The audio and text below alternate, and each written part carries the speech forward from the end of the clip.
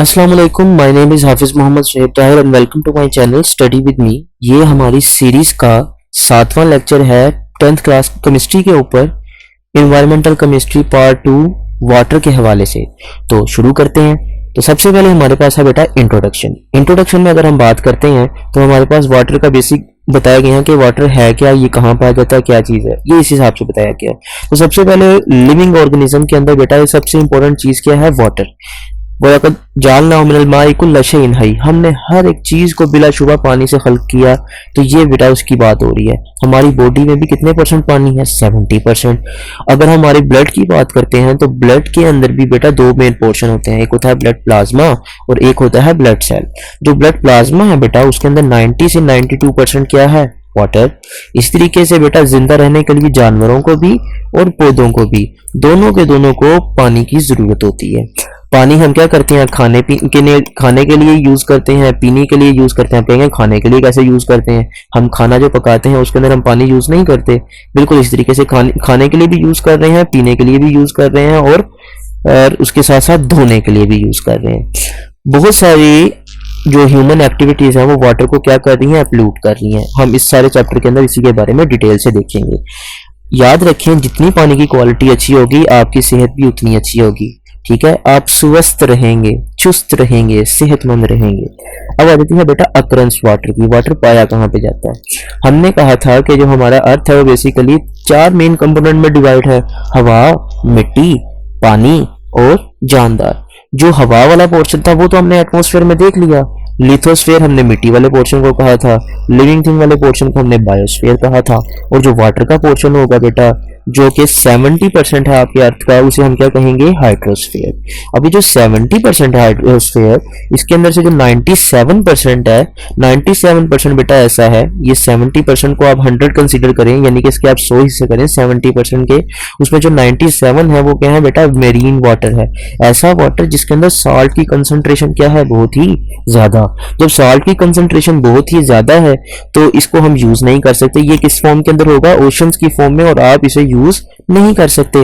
पीछे रह गया 3% वाटर। 3% वाटर ऐसा वाटर है जो कि फ्रेश वाटर कहलाता है, क्योंकि इसके अंदर साल्ट की कंसंट्रेशन क्या है, कम, और इसे आप इजीली क्या कर सकते हो, यूज कर सकते हो। लेकिन अभी बात यहीं खत्म नहीं होती, आगे और भी बात नहीं है। यानी इसके अंदर जो 2% है, यानी 3 में से जो 2% है वो ऐसा है कि जमा हुआ है। लो जी, 3 में से 2% जमा हुआ है, पीछे क्या बच गया, खाली तंबूरा 1%। वो जो 1% था वो आप क्या कर सकते हो, उसी से नहाते हो, धोते हो, खाते हो, पीते हो और सब कुछ उसी के साथ करते हो।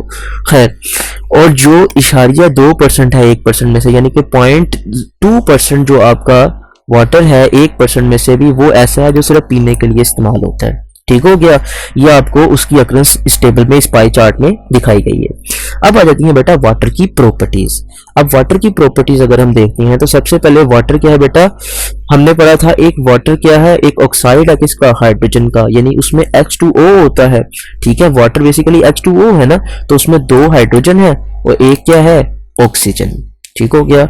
अगर हम प्योर वाटर को देखें वो क्लियर होता है, यानी कि उसका कोई कलर नहीं होता, कलरलेस होता है, ओडरलेस होता है, उसकी स्मेल कोई नहीं होती और उसका टेस्ट भी कोई नहीं होता। अब आप कहेंगे जी पानी तो मीठा और नमकीन होता है। बेटा याद रखें, पानी मीठा और नमकीन इस वजह से होता है क्योंकि उसके अंदर डिफरेंट किस्म के मिनरल्स और डिफरेंट किस्म के कंपाउंड्स मौजूद होते हैं, इस वजह से पानी मीठा और नमकीन मालूम होता है। लेकिन प्योर वाटर ना मीठा होता है ना नमकीन, वो टेस्टलेस होता है, उसका कोई जायका नहीं होता, क्योंकि वो ना एसिडिक है ना वो बेसिक है और उसके अंदर मिनरल्स भी कोई मौजूद नहीं है। इसी वजह से पानी न्यूट्रल कंपाउंड होता है और उसकी पीएच होती है 7 और लिटमस पर उसका कोई असर नहीं होता। ये तो आपको बचपन से ही याद होगा कि पानी का फ्रीजिंग पॉइंट 0 है और बॉइलिंग पॉइंट 100 डिग्री सेंटीग्रेड है। बेटा मैक्सिमम डेंसिटी आपने फिजिक्स में 9th क्लास में पढ़ी थी कि 4 डिग्री सेंटीग्रेड पर आपको वाटर की मैक्सिमम डेंसिटी मिलेगी, जो कि क्या होती है 1 ग्राम पर सेंटीमीटर क्यूब, या अगर किलोग्राम में देखें तो 1 किलोग्राम पर मीटर क्यूब। पानी को बेटा क्या कहते हैं, यूनिवर्सल सॉल्वेंट, क्योंकि ये क्या करता है, बहुत सारे आयनिक कंपाउंड को डिसॉल्व कर लेता है और बहुत सारे पोलर कोवलेंट कंपाउंड को भी डिसॉल्व कर लेता है। वाटर की हीट कैपेसिटी बहुत ज्यादा, यानी कि हीट को स्टोर करने की जो सलाहियत है वो बहुत ही ज्यादा है। वो कितनी ज्यादा है, वो इतनी ज्यादा है कि रोक चट्टानों से भी ज्यादा, पत्थरों से भी ज्यादा इसकी जो है वो हीट कैपेसिटी है। अब वो कितनी है बेटा, वो है 4.2 जूल।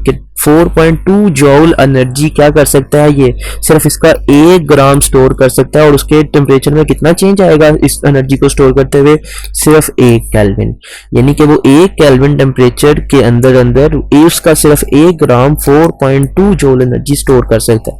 तो ये वाटर की है हीट कैपेसिटी। वाटर का बेटा क्या होता है, इसकी प्रॉपर्टी है, इसके पास सरफेस टेंशन होता है और ये बहुत ही ज्यादा हाई होता है। सरफेस टेंशन एक ऐसा बेटा फिनोमेना है जिसके अंदर कोई भी जो लिक्विड है वो क्या करता है, एक फोर्स क्रिएट करता है अपर साइड की तरफ, जिसकी वजह से जो लिक्विड कंटेंट होता है वो ऊपर की तरफ मूव करता है, वो ऊपर की तरफ उठता है।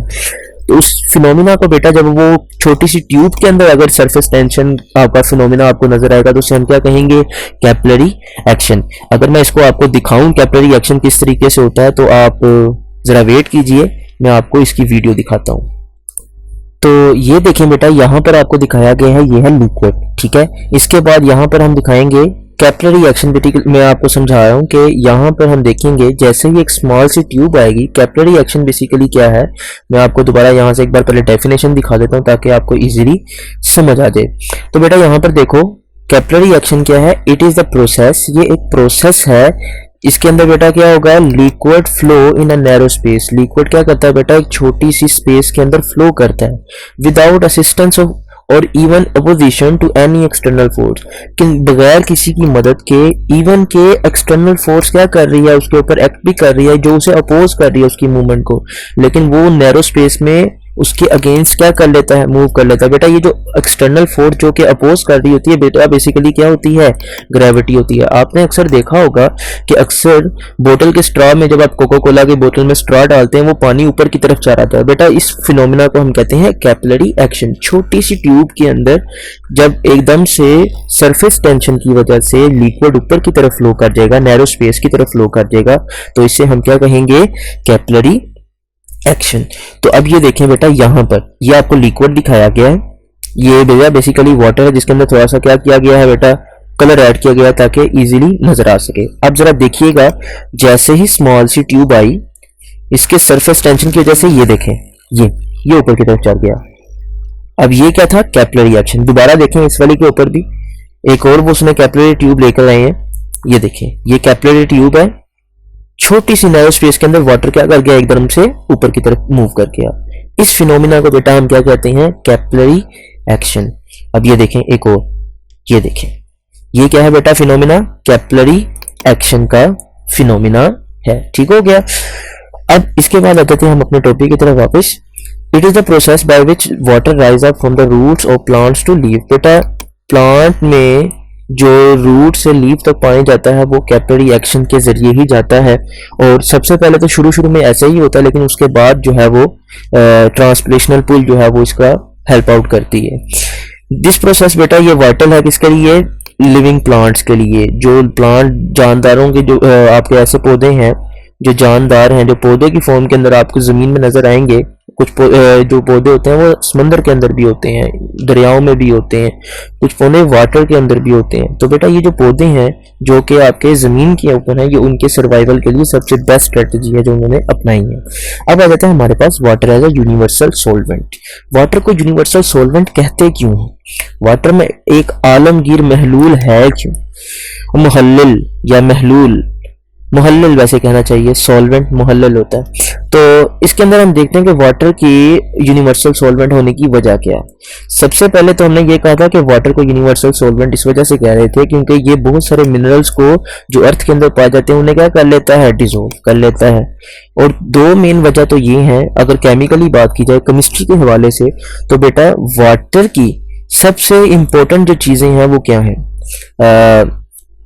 एक तो उसकी पोलैरिटी। पोलैरिटी आपने पढ़ा था कि पोलर बॉन्ड होता है, क्योंकि ऑक्सीजन और हाइड्रोजन में इलेक्ट्रोनेगेटिविटी का डिफरेंस होता है। इसी वजह से वाटर क्या बन जाता है, एक पोलर मॉलिक्यूल बन जाता है।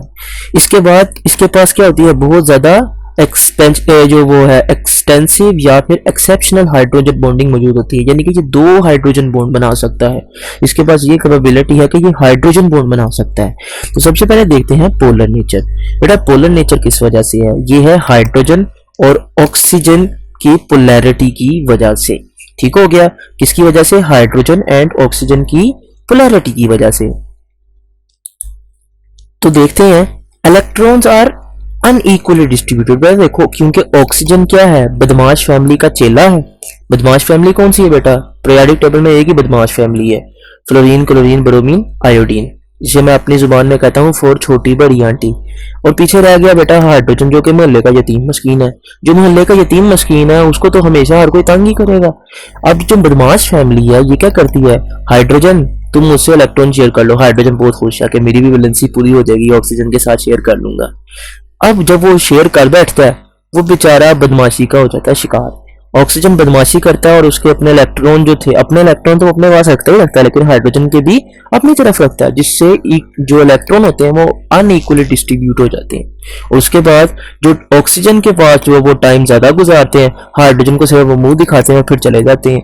इस वजह से जो ऑक्सीजन के ऊपर है बेटा, ऑक्सीजन के ऊपर क्या आ जाता है, पार्शियल नेगेटिव साइन, और हाइड्रोजन के ऊपर क्या आ जाता है, पार्शियल पॉजिटिव साइन आ जाता है। जब ये ऑक्सीजन के ऊपर क्या आ गया, पार्शियल नेगेटिव चार्ज, और हाइड्रोजन के ऊपर क्या आ गया, पार्शियल पॉजिटिव, तो बेटा ये क्या बन गया, ये पोलर मॉलिक्यूल बन गया। अब ये जो पोलर मॉलिक्यूल है ये बहुत सारे आयनिक कंपाउंड को क्या कर सकता है, इजीली डिसॉल्व कर सकता है। किस वजह से बेटा, उनके दरमियान आयन डाइपोल फोर्सेस की वजह से। डाइपोल मतलब इनके दो पोल बन गए, आयन की दो पोल होंगे, जिस तरह के एक पॉजिटिव होगा और एक नेगेटिव आयन होगा। ये जो पॉजिटिव वाला हिस्सा होगा ये नेगेटिव आयन को अट्रैक्ट करेगा, और ये जो नेगेटिव वाला हिस्सा होगा बेटा किसको अट्रैक्ट करेगा, पॉजिटिव आयन को अट्रैक्ट करेगा। जब ये कंडीशन हो जाएगी, इससे बेटा क्या होगा, आयन डाइपोल फोर्सेस ओरिजिनेट होंगी, जो कि क्या करेंगी, इजीली वाटर के अंदर आयनिक कंपाउंड को डिसॉल्व कर लेंगी।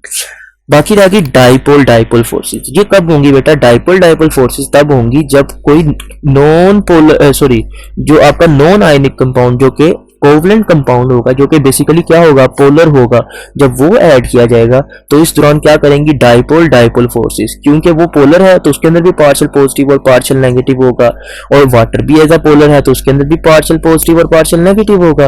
वाटर का पार्शियल पॉजिटिव दूसरे एटम जो उन्होंने कम मॉलिक्यूल हमने डाला होगा उसके नेगेटिव को अट्रैक्ट करेगा, पार्शियल जो पॉजिटिव होगा वो नेगेटिव को अट्रैक्ट करेगा, और जो पार्शियल नेगेटिव होगा वो किसको अट्रैक्ट करेगा, पार्शियल पॉजिटिव वाले को अट्रैक्ट करेगा। इस तरीके से डाइपोल डाइपोल फोर्सेस काम करेंगी और वो क्या कर लेंगी, वाटर को ये इस कैपेबल करेंगी, इसके जो है वो उसके अंदर ये सलाहियत पैदा करेंगी कि वो क्या कर सके, उन पोलर कंपाउंड को भी अपने अंदर डिसॉल्व कर सके। तो बेटा सबसे पहले क्या होगा, जो पार्शियल पॉजिटिव एंड है जिसे हाइड्रोजन भी कह रहे हैं, वो नेगेटिव पार्ट को अट्रैक्ट करेगा, जबकि पार्शियल नेगेटिव एंड जो ऑक्सीजन एटम जो होता है बेटा वो किसको अट्रैक्ट करेगा, आयंस या फिर पोल्स को अट्रैक्ट करेगा।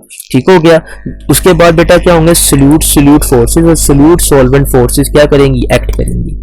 और इस दौरान क्या होगा, सोल्यूट की सॉल्वेंट के साथ जो फोर्सेस हो जाएंगी वो डोमिनेट कर जाएंगी, यानी जो सोल्यूट और सॉल्वेंट के दरमियान जो फोर्सेस थी वो डोमिनेट कर गई। सोल्यूट फोर्सेस बेचारी कमजोर पड़ गई, इसी वजह से उनको एक दूसरों से जुदा कर दिया गया, जिस तरह करण को अर्जुन से जुदा कर दिया गया। अब ये जब हो गए अलग, ये पानी में क्या हो गए, एक दूसरे से अलग हो गए। अब क्या होगा, पानी में जब एक दूसरे से अलग हो जाएंगे तो सबसे पहले पानी को इनको डिसॉल्व करने के लिए क्या देनी पड़ेगी, जगह देनी पड़ेगी कि आओ आओ जगह लो, यहाँ पर इकट्ठे हो जाओ। और उसके बाद क्या होगा, पॉजिटिव जो पोल होंगे, जो आयंस होंगे, उनको नेगेटिव ऑक्सीजन का जो एंड होगा वो क्या कर लेगा, घेर लेगा, जी घेर लेगा। और जो नेगेटिव आयन है या नेगेटिव पोल्स हैं उनको कौन सराउंड कर लेगा, हाइड्रोजन। ठीक है, ये भी ऑक्सीजन के साथ रह रहे के तेज हो चुका हुआ है, इसी वजह से ये हाइड्रोजन बॉन्ड भी बनाएगा, हम आगे जाके देखेंगे। तो बेटा ये है लाइक डिसॉल्व लाइक का फिनोमिना, कि पोलर पोलर में हल होते हैं, नॉन पोलर में हल होते हैं। तो वाटर क्योंकि पोलर है तो ये पोलर कंपाउंड जिस तरह के पोलर कोवलेंट कंपाउंड और आयनिक कंपाउंड को अपने अंदर डिसॉल्व कर लेगा। अब इसके बाद आता है हमारे पास, तो ये सारा वही फिनोमिना लिखा हुआ बेटा कि नॉन पोलर में पोलर में हल होते हैं, लाइक डिसॉल्व लाइक का फिनोमिना जो मैंने अभी आपको बताया। इसके बाद बेटा हमारे पास आ जाती है एक्सटेंसिव हाइड्रोजन बॉन्डिंग, की गैर मामूली जो वो हाइड्रोजन बॉन्डिंग बनाता है ऑक्सीजन के और हाइड्रोजन के साथ जो बेटा बॉन्ड है वो टोटल है 2। देखिए यहाँ पर ऑक्सीजन दिखाई गई है, एक ऑक्सीजन का हाइड्रोजन के साथ ये, एक ऑक्सीजन का हाइड्रोजन के साथ ये, तो 2 बॉन्ड उसने हाइड्रोजन के साथ बनाए हुए हैं। यानी कि अब ये जो है इन दोनों के ऊपर बदमाशी करेगा और इनके इलेक्ट्रॉन अपनी तरफ खींच के रखेगा। और खुद चौधरी साहब इतने अच्छे हैं कि इनके पास 2 लोन पेयर मौजूद है। अब ये जो 2 लोन पेयर रखकर बैठा होगा ये क्या करेगा, ये चार डालेगा इसके ये दूसरे लोगों को घेरेगा। अभी तो इसने यहाँ पर लोगों को मॉलिक्यूल्स को घेरा था, अपने इन इलेक्ट्रॉन के जरिए भी दूसरे मॉलिक्यूल्स को क्या करेगा, लालच देकर घेर लेगा, जी घेरा देगा। तो इसके अलावा जब बेटा ये हाइड्रोजन के भी अपने इलेक्ट्रॉन अपनी तरफ खींच कर रखेगा तो बेचारा हाइड्रोजन तो वैसे ही मस्कीन यतीम हो जाएगा, जिसकी वजह से ये मजीद पार्शियल पॉजिटिव हो जाएगा और ये क्या करेगा बेटा, दूसरे एलिमेंट को क्या करेगा, ਤੁਹਾਡੀ मेहरबानी मैंने भी इलेक्ट्रॉन दे दो, ये दूसरे इलेक्ट्रॉन को अपनी तरफ खींचना शुरू कर देगा, माइल करना शुरू कर देगा, ठीक है, उन पे डोरे डालना शुरू कर देगा। तो जब ये कंडीशन आ जाएगी तो वो हाइड्रोजन बॉन्ड बनाएगा। अब जो वाटर है, जब वाटर क्या करता है बेटा, जब ये हाइड्रोजन बॉन्ड के जरिए अरेंज होता है तो ये टेट्राहीड्रल स्ट्रक्चर बनाता है। टेट्राहीड्रल स्ट्रक्चर जिसके अंदर आपको जो है वो ट्राइपॉड स्टैंड की तरह 3 नीचे टांगे नजर आएंगी, एक ऊपर सर नजर आएगा। अगर मैं आपको डायग्राम दिखाऊं इसकी टेट्राहीड्रल स्ट्रक्चर की तो आइए जरा एक बार देख ही लेते हैं डायग्राम। तो सबसे पहले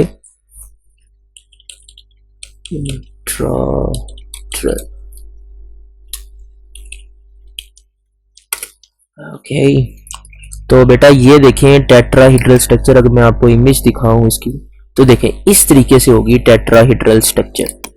यहां पर ये देखें, ये 3 डायमेंशनली दिखाया गया किस तरीके से आपको टेट्राहीड्रल स्ट्रक्चर। अगर आपको मजीद थोड़ा सा क्लियरिफाई कर दें 3 डायमेंशन के अंदर, तो tetrahedral structure I think 3 dimension में यहाँ सिर्फ एक ही दिखाया गया।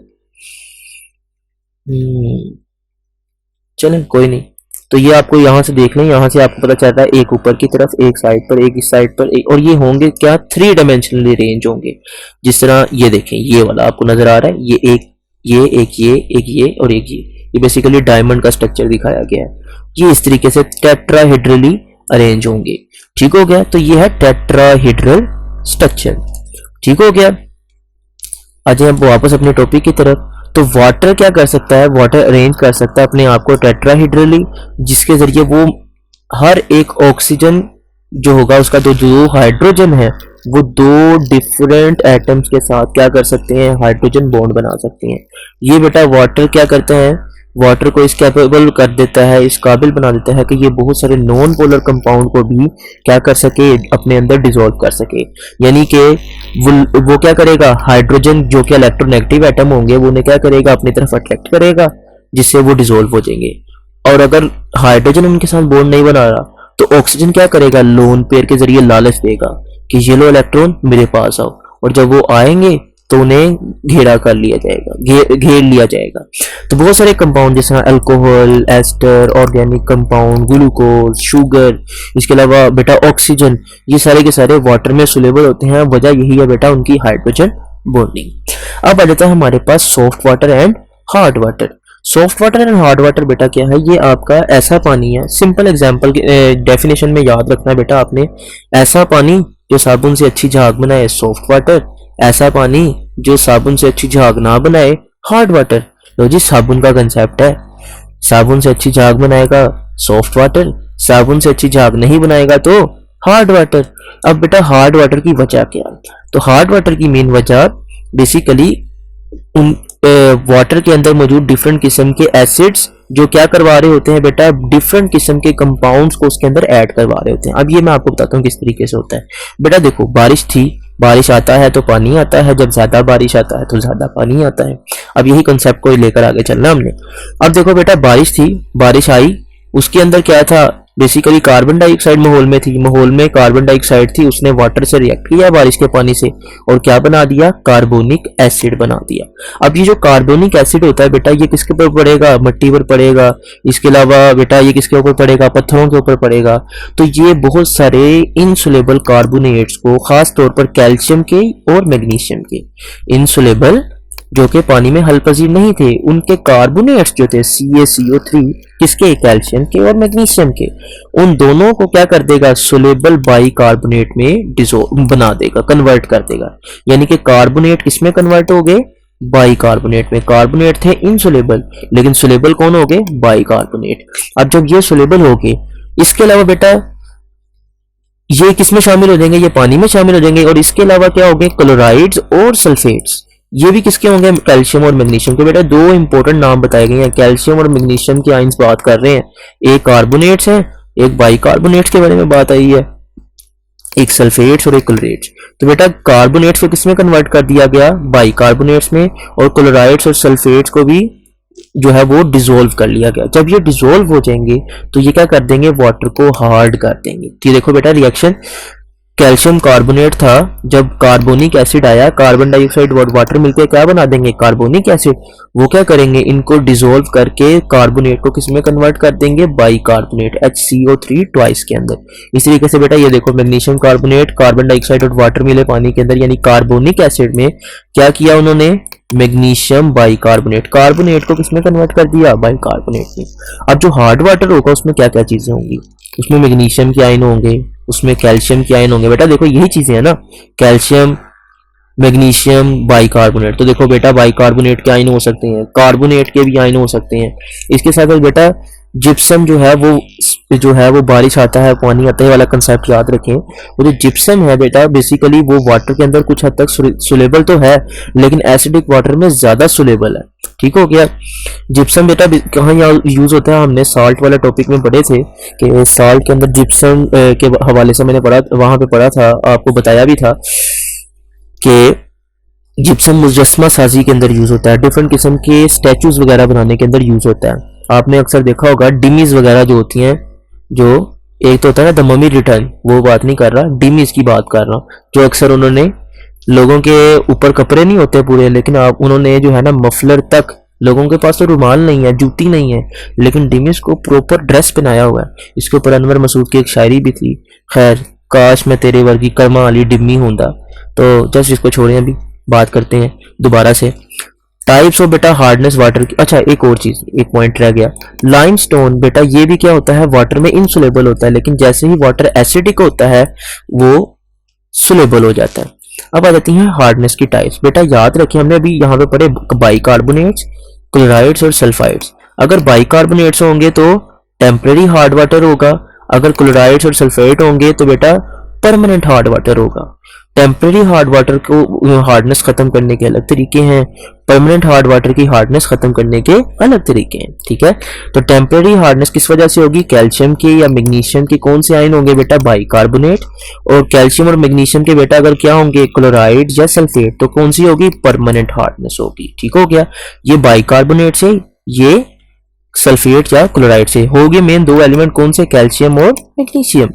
अब जो मेथड हम यूज करेंगे किसी हार्डनेस वाटर की हार्डनेस को खत्म करने के, उसे हम क्या कहेंगे, इसके बाद इस प्रोसेस का बेटा नाम क्या होगा, सॉफ्टनिंग ऑफ वाटर, जिसमें हम क्या करेंगे, कैल्शियम और मैग्नीशियम के जो आयंस होंगे जो कि हार्ड वाटर की वजह बन रहे हैं उसको क्या कर देंगे, रिमूव कर देंगे, ताकि क्या हो जाए, आपका वाटर सॉफ्ट हो जाए, और इस प्रोसेस को हम क्या कहेंगे, वाटर की सॉफ्टनिंग कहेंगे। अब हमारे पास टेम्परेरी हार्डनेस को खत्म करने के क्या तरीके हैं, सबसे पहले हमारे पास है बॉइलिंग। अब बेटा बॉइलिंग क्या करेंगे, यानी सिंपल देखिए यहाँ पर ये रिएक्शन था, इस रिएक्शन को बस ऑपोजिट कर देना, यानी आपने इस चीज को लेना है, इसको हीट करना है, ये चीजें बन जाएंगी।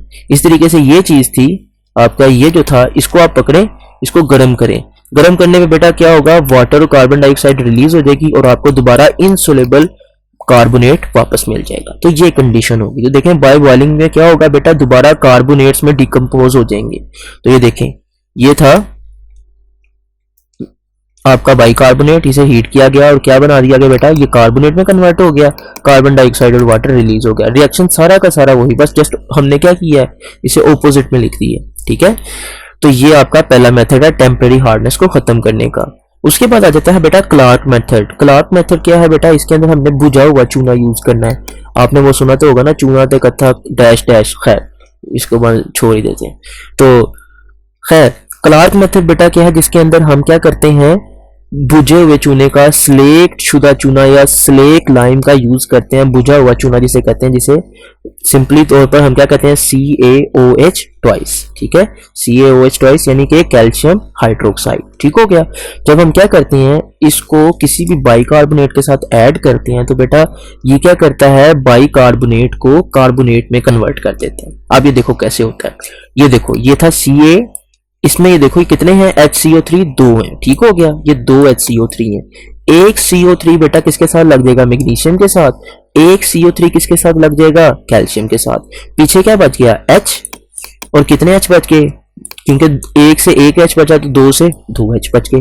क्या हुआ, मैग्नीशियम आयन जो था, मैग्नीशियम आयन वो किसके साथ लग गया, कार्बोनेट के साथ, CO3 के साथ। और जो कैल्शियम था वो भी किसके साथ लग गया, CO3 के साथ। तो पीछे क्या बच गया, 2 हाइड्रोजन बच गए। अब ये जो 2 हाइड्रोजन थे ये 2 OH के साथ मिलकर क्या बना देंगे, 2 वाटर के मॉलिक्यूल। ये रिएक्शन आ जाएगा, ठीक हो गया। अब आगे ये देखें, ये देखें, ये Ca था, ये किसके साथ मिलेगा, CO3 के साथ, तो यानी बना देगा CaCO3। इसके बाद बेटा ये जो Ca होगा ये किसके साथ मिलेगा, CO3 के साथ, और ये भी क्या बना देगा, CaCO3। तो यहाँ पे टोटल कितने CaCO3 बन गए, 2, तो हमने यहाँ पर 2 लिख दिया, ठीक हो गया। और पीछे क्या बच गया, 2 OH बच गए, और यहाँ से क्या बच गए, 2 H बच गए। वो आपस में मिलकर क्या बना देंगे, वाटर बना देंगे, ठीक हो गया। अब आ जाता है हमारे पास, ये तो थे मेथड टेम्पररी हार्डनेस को खत्म करने के। अब हमारे पास मेथड आ जाते हैं परमानेंट हार्डनेस को खत्म करने के। परमानेंट हार्डनेस को खत्म करने का सबसे पहला मेथड हमारे पास है 2B सोडा का इस्तेमाल कर लें, वॉशिंग सोडा का, ठीक है। एरियल हु तो याद आ ही रहा होगा, लेकिन ये वो चीज नहीं है बेटा, ये वॉशिंग सोडा है जिसे हम Na2CO3 कहते हैं, सोडियम कार्बोनेट कहते हैं। अब ये क्या करता है बेटा, यहां पर रिएक्शन होता है डबल डिस्प्लेसमेंट, और ये हमने चैप्टर नंबर 2 के अंदर साल्ट वाले टॉपिक में देखा था बेटा। डबल डिस्प्लेसमेंट में दोबारा इधर से बता देता हूँ, मैं हल्का सा थोड़ा सा कंसेप्ट दे देता हूँ कि डबल डिस्प्लेसमेंट क्या होता है। इसमें आयंस आपस में क्या हो जाते हैं, रिप्लेस्ड हो जाते हैं। देखो ये कार्बोनेट होगा, ये किसके साथ चला जाएगा, मैग्नीशियम वाले के साथ, और ये जो सल्फेट होगा ये किसके साथ चला जाएगा, सोडियम वाले के साथ। इनके आपस में आयन बदल जाएंगे, बस काश ये चीज होगी, और आपकी जो हार्डनेस होगी वो खत्म हो जाएगी। अब यहाँ पर देखिए मैग्नीशियम सल्फेट ने सोडियम कार्बोनेट के साथ रिएक्ट किया। देखें कार्बोनेट किसके साथ आ गया, कार्बोनेट आ गया मैग्नीशियम के साथ, ठीक हो गया। और ये जो सल्फेट था ये बेटा किसके साथ आ गया, ये सोडियम के साथ आ गया, कुछ चेंज नहीं हुआ। इस तरीके से बेटा नीचे वाला रिएक्शन। तो इस तरीके से ये जो चीज थी आपकी बेसिकली ये किसकी वजह थी, हार्डनेस की वजह थी।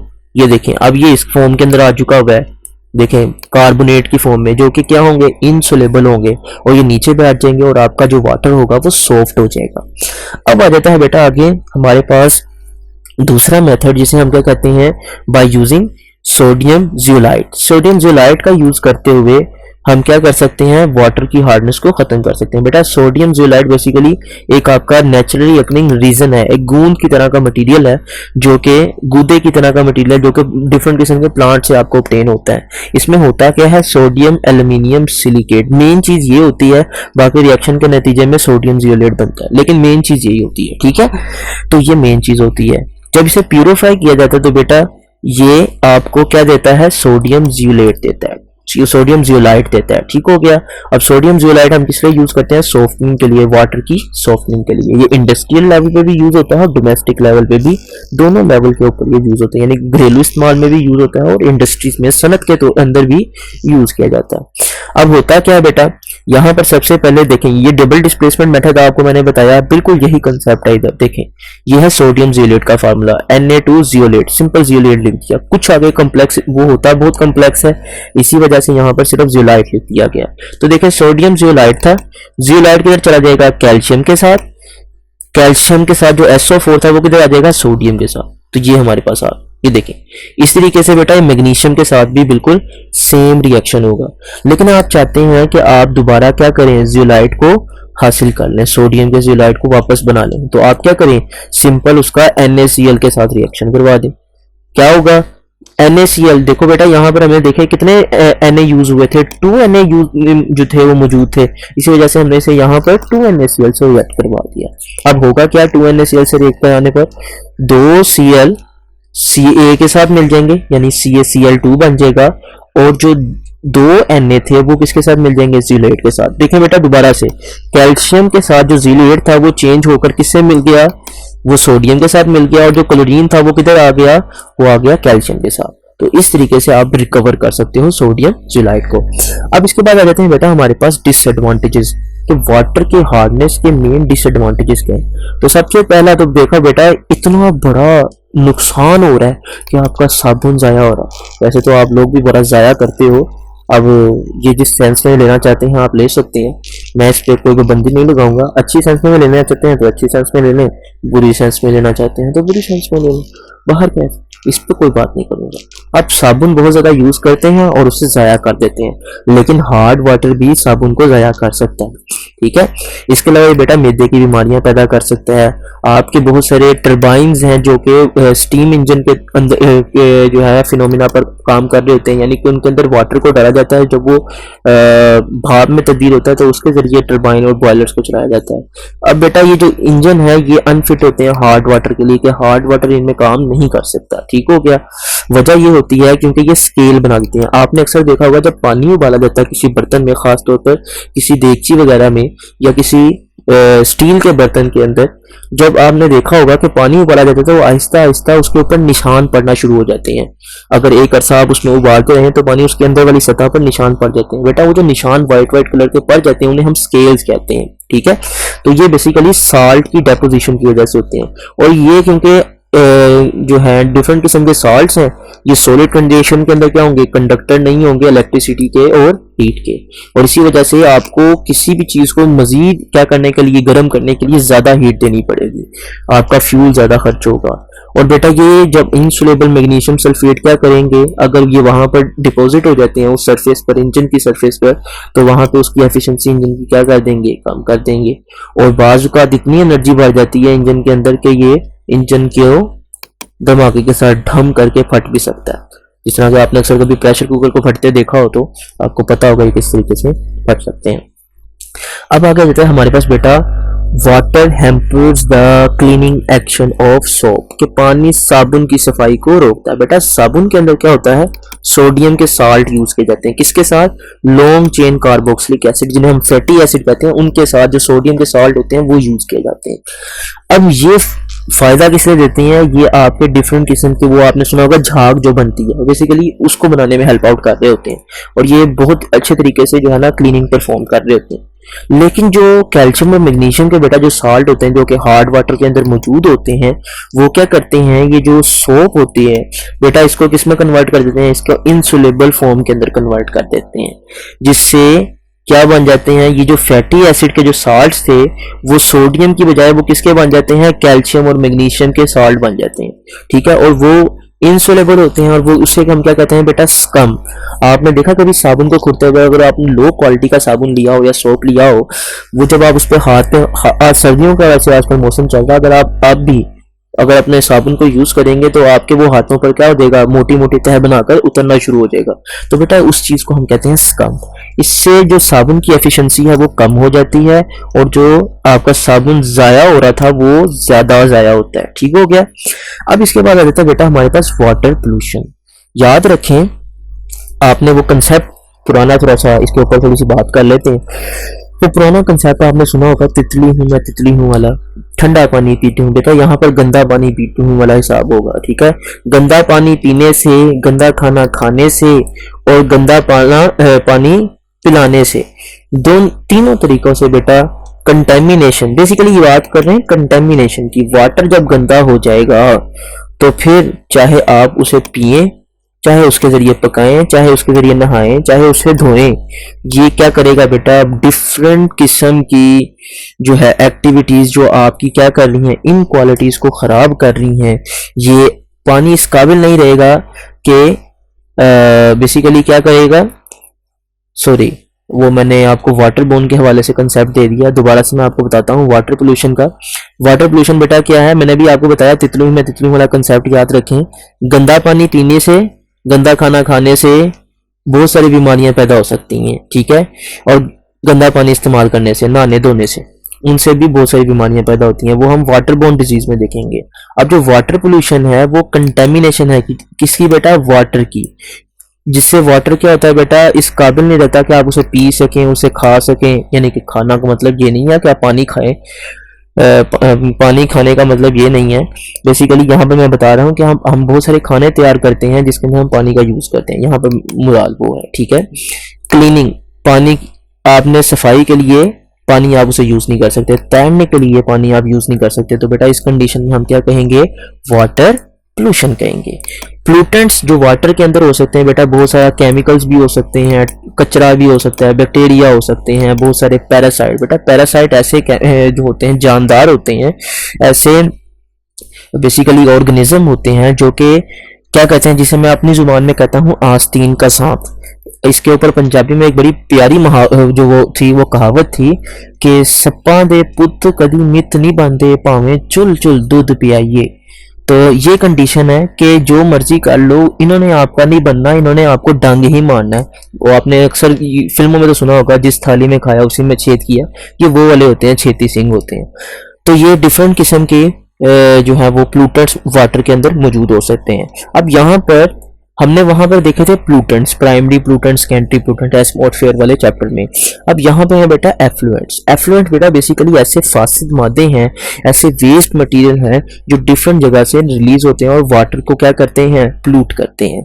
तो सबसे पहले इंडस्ट्रियल एफ्लुएंट्स, यानी कि इंडस्ट्री से वेस्ट रिलीज होंगे, ये टॉक्सिक हो सकते हैं, इनमें बहुत सारी चीजें हो सकती हैं। ये वाटर की क्वालिटी को क्या करते हैं, खराब कर देते हैं। ये सॉलिड के अंदर हो सकते हैं या फिर गैस के अंदर हो सकते हैं या किसी भी तरीके से। बेटा याद रखें, जितनी भी तरह की पोल्यूशन होगी वो एंड किस पर होगी, वाटर पर एंड होगी।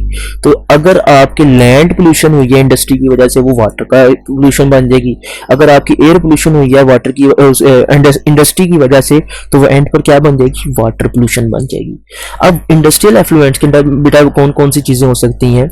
सबसे पहले हमारे पास आ जाते हैं ऑर्गेनिक केमिकल, फिर आ जाते हैं organic salt, heavy metal, mineral acid हो सकते हैं। मिनरल एसिड बेटा आपको चैप्टर नंबर 2 के अंदर मैंने आपको बताया था कि कौन कौन से मिनरल एसिड है। एक आपका नाइट्रिक एसिड वहां पे लिखा हुआ था, एक मेरे ख्याल में सल्फ्यूरिक एसिड आई थिंक लिखा हुआ था, और एक मेरे ख्याल में हाइड्रोक्लोरिक एसिड लिखा हुआ था। तो ये है मिनरल एसिड।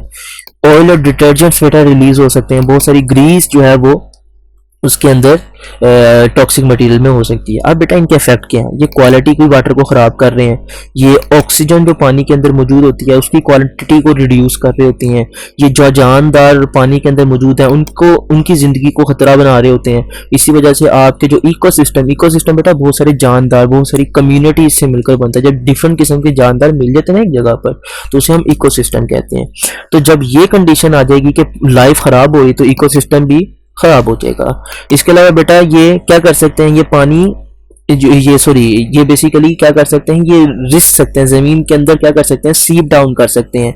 वहां पर रिस्क कर क्या कर सकते हैं बेटा, जैसे लीचिंग का प्रोसेस हम आगे जाकर इंशाल्लाह देखेंगे वो डोमेस्टिक एफ्लुएंट्स के अंदर। तो ये क्या कर सकते हैं बेटा, बेसिकली वहां पर जमीन के अंदर अंडरग्राउंड वाटर के अंदर जाकर पोल्यूशन कॉज कर सकते हैं। तो अंडरग्राउंड वाटर को अफेक्ट कर सकते हैं, उसको कंटेमिनेट कर सकते हैं, आपके मिट्टी को ख़राब कर सकते हैं, पौधों को ख़राब कर सकते हैं, जानवरों को ख़राब कर सकते हैं। और ये सारे के सारे हरकत किन की हैं बेटा, माशाल्लाह से इंसान की। ये इंसान ही तो है जो इतना कारीगर है कि सबको एक साथ तबाह करने पर तुला हुआ है, और साथ में खुद को भी। इसके अलावा बेटा ये सीरियस डिजीज काज कर सकती हैं, जैसे कैंसर, गैस्ट्रो वगैरह। तो ये सारी डिजीज ये काज कर सकती हैं। आगे देखते हैं बेटा, हमारे पास एक्यूट जो है डिफरेंट किस्म की पॉइजनिंग आ सकती है, जो कि टॉक्सिक मटेरियल की वजह से हो सकती है, जिस तरह के कैडमियम की पॉइजनिंग। बेटा अगर ऐसा पानी जिसके अंदर कैडमियम मौजूद होगा और कोई बंदा पी लेता है, तो उसको हाई ब्लड प्रेशर की बीमारी हो सकती है, उसकी किडनी डैमेज हो सकती है, उसके रेड ब्लड सेल डैमेज हो सकते हैं। इसके अलावा बेटा अगर किसी ने ऐसा पानी पी लिया जिसमें लेड मौजूद है, उससे किडनी डैमेज हो सकती है, उससे ब्रेन, सेंट्रल नर्वस सिस्टम यानी कि आपका दिमाग और स्पाइनल कॉर्ड और आपका वो वाले ऑर्गन जो बहुत ज़रूरी होते हैं इंसान के लिए, ठीक है, तो रिप्रोडक्टिव ऑर्गन भी डैमेज हो सकते हैं। इसके अलावा बेटा मरकरी पॉइजनिंग अगर होगी तो वो क्या कर सकती है, आपके नर्व सेल्स को डैमेज कर सकती है, यानी कि आपके असाब को नुकसान पहुंचा सकती है, आप अपने हवास जो है वो खो सकते हैं, हवास बाख्ता हो सकते हैं।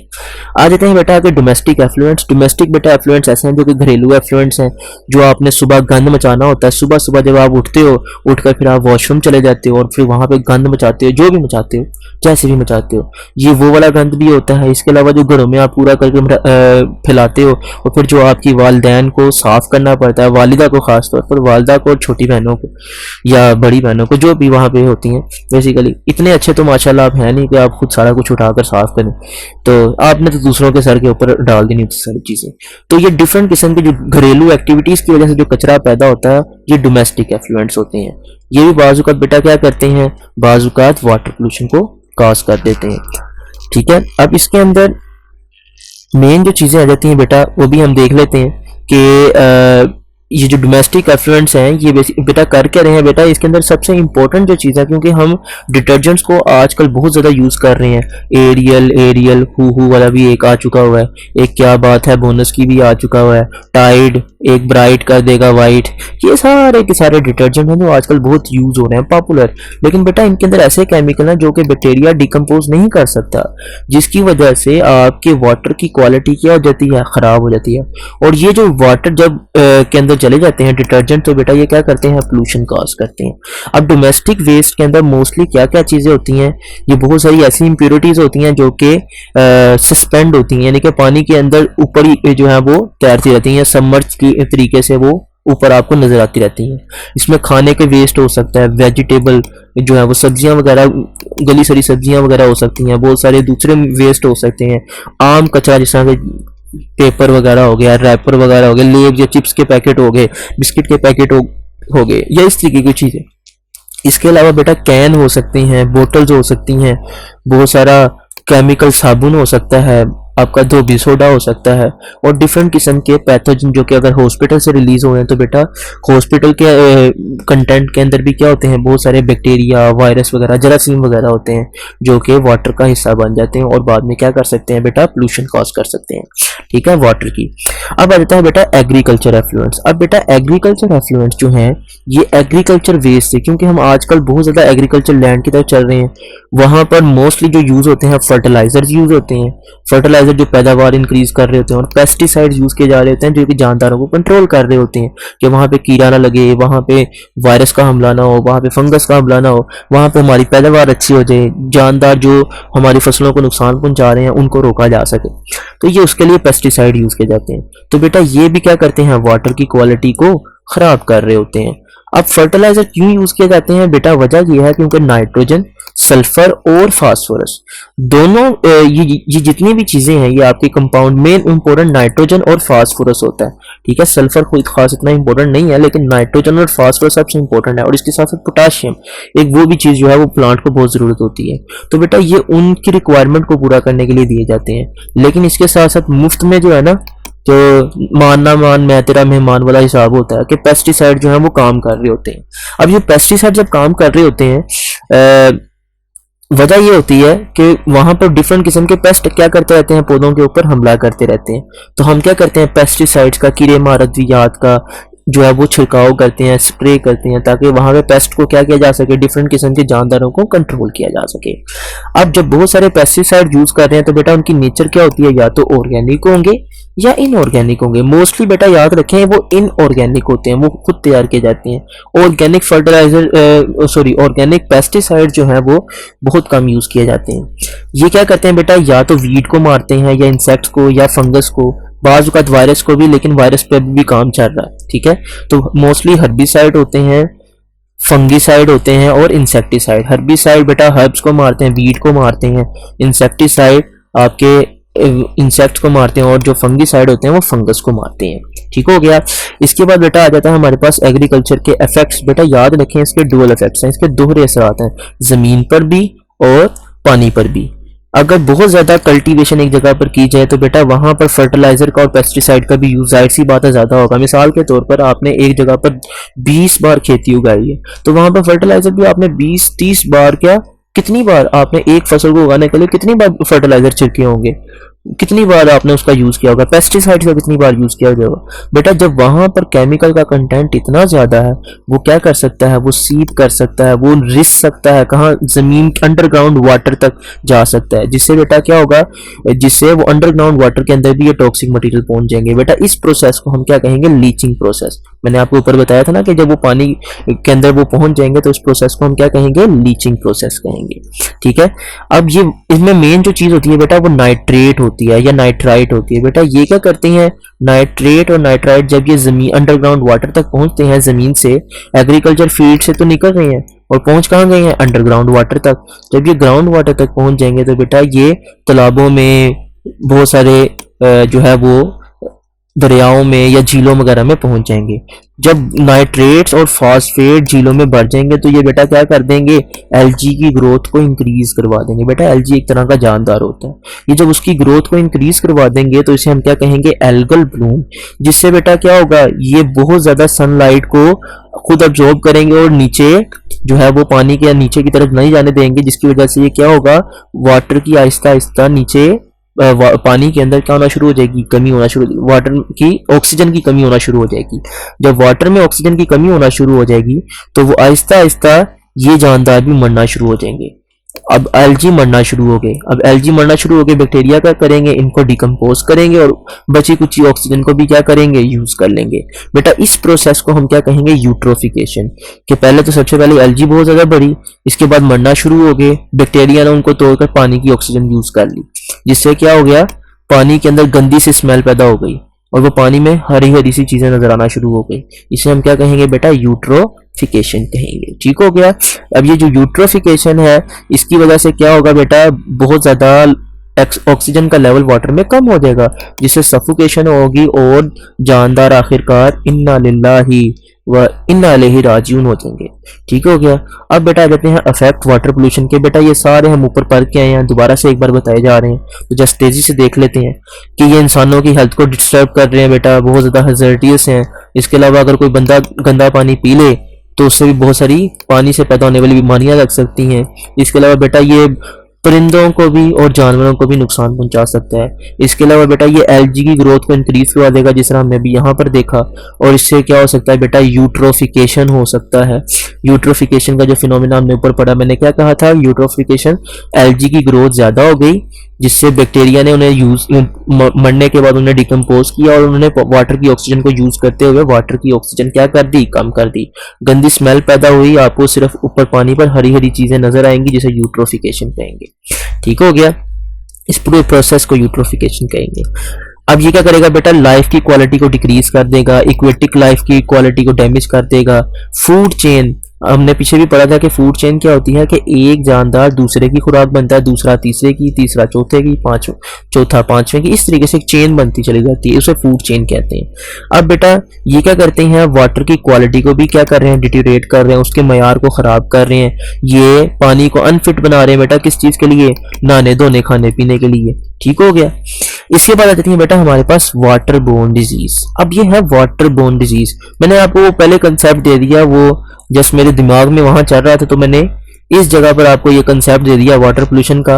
वो ठंडा पानी पीती हूँ वाला कंसेप्ट आपने यहाँ पर भी इस्तेमाल करना है। गंदा पानी पीने से, गंदा खाना खाने से और गंदे गंदे हरकतों से, खैर ये तो जस्ट मेरा कंसर्न नहीं है, ये मैं आपको एड्स वाले टॉपिक में समझाऊंगा।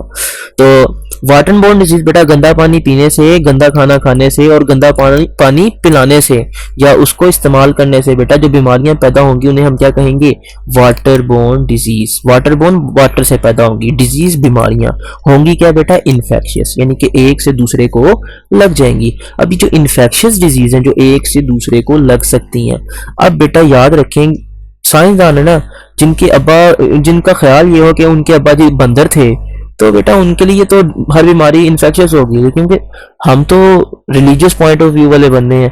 तो उस हिसाब से अगर हम बात करते हैं तो हमारे तो अल्लाह के रसूल ने फरमाया कि ला अदवा वला तियारा, कि एक बीमारी एक से दूसरे को नहीं लगती, यानी कोई बीमारी मुतद्दी नहीं होती। लेकिन उनके नजदीक क्योंकि उनके अब्बा जी जब बंदर हो सकते हैं तो बीमारी भी बेटा मुतद्दी हो सकती है, इन्फेक्शियस हो सकती है, एक से दूसरे को लग सकती है।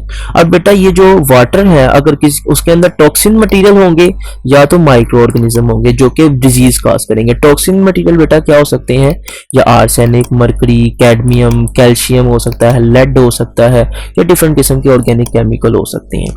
जबकि माइक्रो ऑर्गेनिज्म में बेटा क्या हो सकते हैं, वायरस हो सकते हैं, बैक्टीरिया हो सकते हैं, प्रोटोजोआ हो सकते हैं और छोटे छोटे कीड़े हो सकते हैं। ठीक हो गया। अब इनकी वजह क्या है बेटा, इनकी मेन वजह वाटर बोर्न डिजीज की आपकी सफाई सुथराई की कमी है। हमने पढ़ा है अत्तहुरु शत्रुम मिनल ईमान, सफाई ईमान का हिस्सा है, और हम सफाई इतने माशाल्लाह इतने साफ सुथरे हैं कि जिस जगह पे मूंगफली खाने बैठते हैं, सर्दियों का मौसम है तो मूंगफली की बात कर रहा हूँ, तो मूंगफली खाने जिस जगह बैठते हैं माशाल्लाह इतनी साफ सुथरी जगह रखते हैं कि सारा का सारा निशान नजर आता है कि यहाँ पे बंदे ने कितनी को मूंगफली खाई है, यानी कि इतनी हम साफ सुथराई रखते हैं। अच्छा था बेटा, यहाँ पे आ जाती है वाटर बोर्न डिजीज, तो तेजी से देख लेते हैं क्योंकि आगे हमारे पास थोड़ी सी जो है वो चीजें मौजूद है। वाटर बोर्न डिजीज है बेटा, हमारे पास सबसे पहले है डायरिया। डायरिया बेटा एक ऐसी कंडीशन है जिसके अंदर आपको लूज मोशन लग जाते हैं और आपका पानी यानी कि आपकी बॉडी का पानी, आपका पानी और आपकी बॉडी का पानी दोनों ही बाहर निकल जाता है। और इस कंडीशन में बेटा आप इतने कमजोर महसूस करते हो क्योंकि आपका पानी निकल चुका है, तो आपको कमजोरियां महसूस होना शुरू हो जाती हैं, आपको थकावट, आपसे खड़ा नहीं हो जाता, फिर तो ये हालत होती है ना लंग आ जाता है ना टापा जाता है, तो ये कंडीशन हो जाती है। बेटा डायरिया किस वजह से हो सकता है? वायरस की वजह से, बैक्टीरिया की वजह से या पैरासाइट की वजह से। वायरस की बेटा डायरिया की जो बेटा सीवियर कंडीशन है वो है डिसेंट्री, पेचिस जिसे कहते हैं, लूज मोशन। इस हाल की जो बीमारी है लूज मोशन इतने सीवियर होते हैं बेटा कि पानी बिल्कुल ही खत्म हो जाता है बॉडी के अंदर से। और ये कंडीशन क्या करती है बेटा, जो आपकी नॉर्मल मूवमेंट, आप जब आप खाना खाते हो और फिर जब उसको निकाल देते हो, इस दौरान पूरी एक मूवमेंट होती है, आपका खाना ऊपर से लेकर नीचे तक मूव करता है, उस मूवमेंट को हम कहते हैं बेटा पेरिस्टालसिस। अब वो डिस्टर्ब हो जाती है क्योंकि वो पानी निकल चुका और जो स्टूल था वो क्या था बेटा, वो सख्त हो चुका हुआ है, वो आगे मूव नहीं कर सकता, जिसकी वजह से वहां पर लेसिरेशन हो जाती है, आपके इंटेस्टाइन में जो है वो जो दीवारें होती हैं वो छिल जाती हैं, जिससे ब्लड भी रिलीज हो सकता है, म्यूकस भी आ सकता है स्टूल के अंदर, और ये बेटा पैरासाइट या बैक्टीरिया की वजह से हो सकता है। आ जाती है बेटा आगे बीमारी कॉलरा की, जिसे हैजा कहते हैं। ये बेटा एक बैक्टीरिया की वजह से होती है जिसका नाम है विब्रस कोलेरी। ठीक है, विब्रस कोलेरी क्या करता है बेटा, कॉलरा काज करता है। ये गंदे पानी के अंदर पाया जाता है, ऐसा पानी जिसके अंदर किसी बंदे ने छिछू पोटी किया हो, ठीक है, तो ये उसके अंदर पाया जाता है जिसमें फीसिस मौजूद हो। ये बेटा क्या कर सकता है, सीवियर डायरिया काज कर सकता है जो कि फैटल हो सकता है, जानलेवा हो सकता है। आ जाता है बेटा आगे हमारे पास क्रिप्टोस्पोरिडाइडोसिस। क्रिप्टोस्पोरिडाइडोसिस बेटा ये एक बीमारी है जो कि क्रिप्टोस्पोरिडियम एक प्रोटोजोआ की वजह से होती है। एक प्रोटोजोआ बेटा एक ऐसा जानदार होता है, प्रोटोजोआ बेटा ऐसे जानदार होते हैं जिनका ताल्लुक किससे होता है, किंगडम प्रोटिस्टा से होता है।